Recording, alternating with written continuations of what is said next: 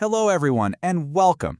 Today we're going to talk about something that a lot of parents, teachers, and caregivers are trying to get a handle on: Disruptive Mood Dysregulation Disorder, or DMDD for short.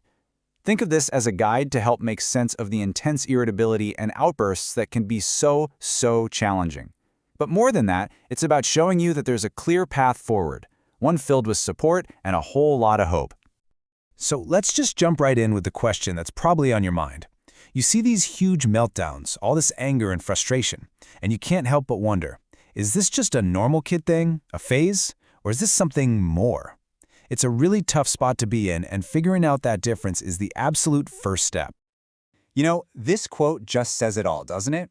If you feel like you spend your days just trying to prevent the next big explosion, you are definitely not alone. That feeling of walking on eggshells is something we hear about all the time from families dealing with DMDD, and it just perfectly captures that constant tension. Okay, so here's our game plan for this explainer.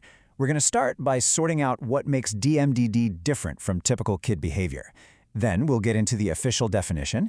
After that, we'll walk through how to get a diagnosis, what treatments actually work, some real-world tips for caregivers, and then we'll wrap up by looking at the future and all the reasons to be hopeful.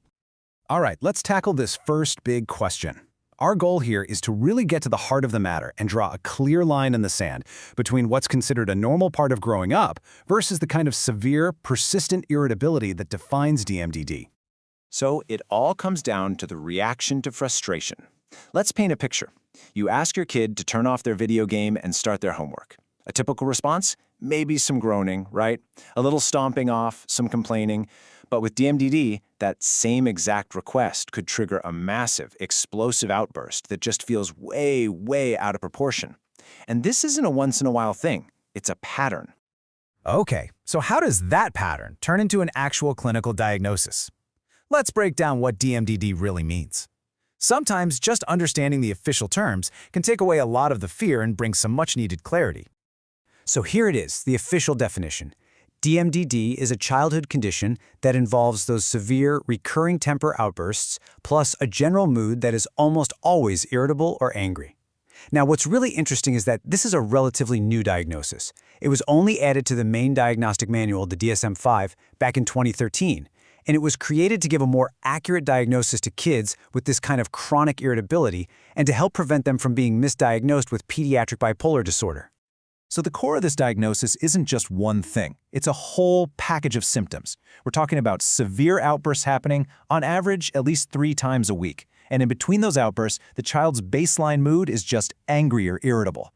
And this has to be going on for at least a full year and causing real problems in different parts of their life, at home, at school, and with their friends. The timing here is also really specific. The symptoms have to show up before a child turns 10.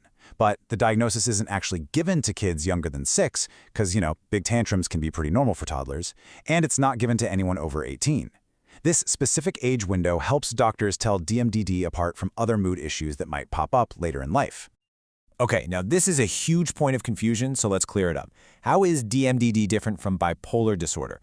The key word is pattern. With DMDD, that severe irritability is persistent. It's chronic. It's basically their baseline mood nearly every day.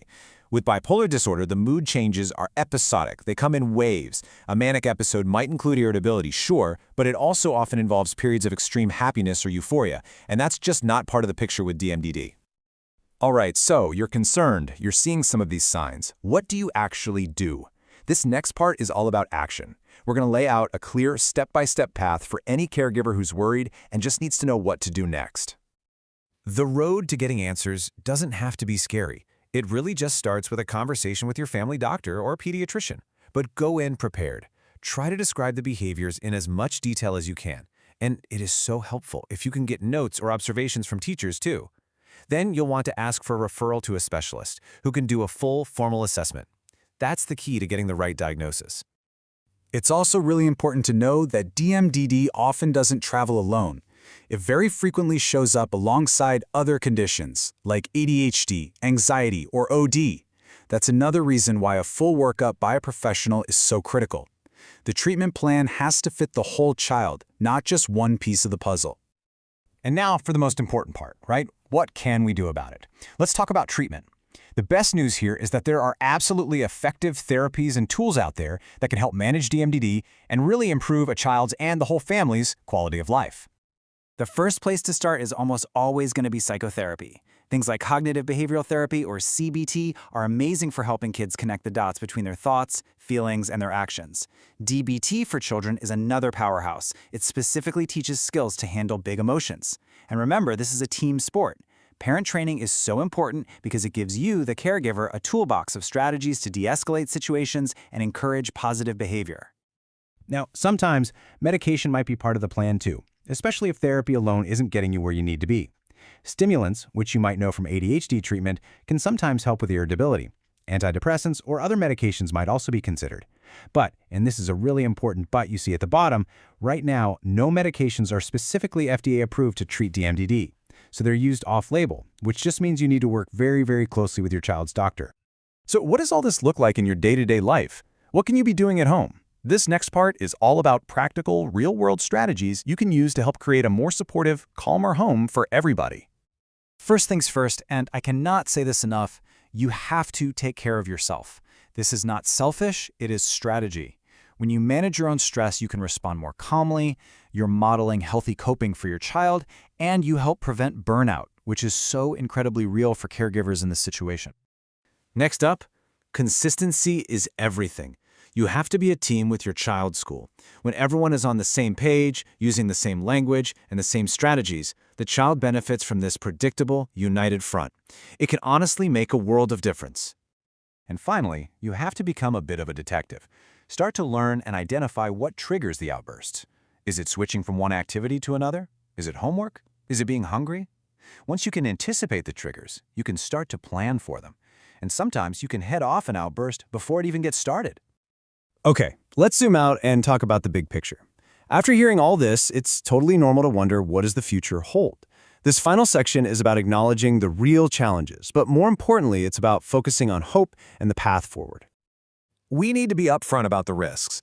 Research is pretty clear that if DMDD is left untreated, these kids are at a higher risk for developing things like depression and anxiety when they become adults. Now, that's not meant to scare you, it's meant to show you just how important it is to take action. And that leads us straight to this. This is the most powerful and hopeful message of all. The key takeaway is this: early intervention works. Getting a proper diagnosis and starting treatment as soon as you can is the single best thing you can do to help create a positive future for your child. It can literally change the entire trajectory of their life. And please, never, ever forget this. You are not alone in this. There is help out there. If you or anyone you know is in crisis, if you're struggling and don't know where to turn, you can call or text 988 anytime. It's free, it's confidential, and it's available 24/7. Reaching out is a sign of strength. Thank you so much for your time.